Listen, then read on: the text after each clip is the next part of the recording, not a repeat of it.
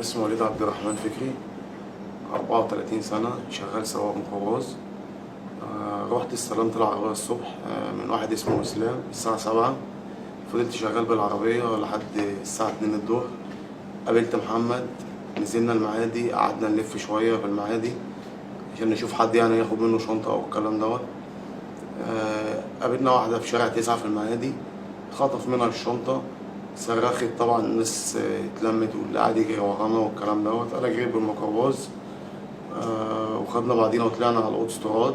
الأول عدينا كوبري طرق وبعد كده طلعنا أوتوستراد، رجعنا على الزهراء. واحنا راجعين على الزهراء رمينا الشنطة قبل العجمي كده، قبل دار السلام. ووقفنا الأول فتشنا الشنطة وشوفنا ايه اللي فيها.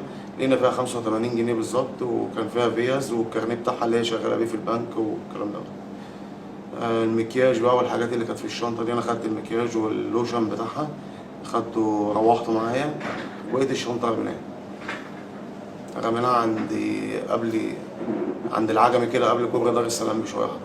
أنا اسمي محمد أسامة محمد، فريق الشارع مرتضى الدمراني. وليد كان بات معايا. نزلنا الصبح ورحنا استلمنا العربية من موقف الجيزة. طلعنا اشتغلنا من الساعة 7 الصبح لحد الساعة 3:30. طلعنا اشتغلنا. قبل ما نطلع نشتغل يعني من 7 لحد الساعة 3:30 قلنا نطلع ناخد شنطة وكده.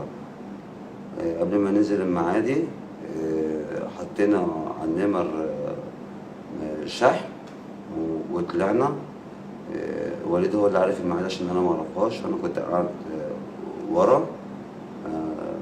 ماشيين في شارع، كانت في بنت ماشيه بظهرها محجبه.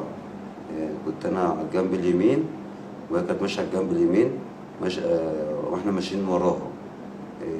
شديت سحبت الشنطه، البنت عفرت معايا، وقعت مني.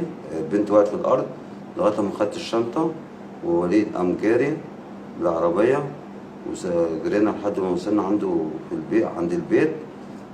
فتحنا الشنطه، وليد خد علبه المكياجات، والفلوس طلعت حوالي 65 جنيه 80 جنيه. 65 80 جنيه. قسمنا الفلوس. وليد خد علبه المكياجات ورمينا الشنطه بالبيس وكل حاجه ومشينا.